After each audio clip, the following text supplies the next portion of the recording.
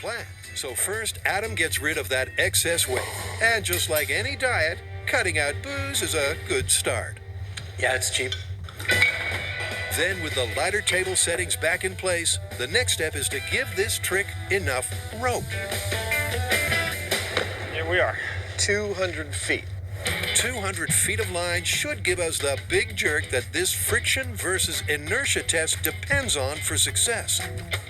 This right here is 200 feet of nylon line coiled so that it cannot get tangled. What will happen is, I will say, okay, pull the tablecloth out from under the table with 200 feet of line, go! Jamie's gonna take off on his bike.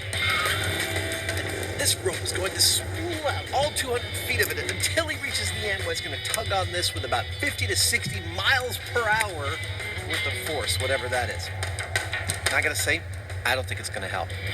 And while Adam is skeptical of the full table strip, Jamie has a case of worst-case scenario-itis. This time around, the rope is going to pull taut, the bike's going to stop, and I'm going to keep going straight into the wall. Well, time to find out who will survive this tablecloth tug of war. The table settings or the Heinemann? Go! As Jamie throttles the throttle, the line unspools and...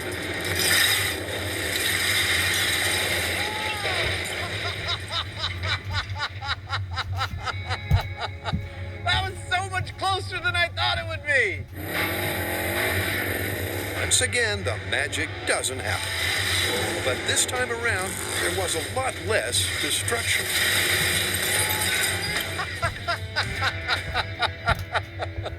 Clearly, we still need to do some work, but less than I thought. You can see the difference between this run and the last run. Most of the dishes are still on the table, and not only that, they're not broken. What that tells me is that we're on the right track, but of course, we can do better. Look at that! It's a little sloppy, but it's a lot better than it was the last time. I'd say 90% of what we had stayed on the table.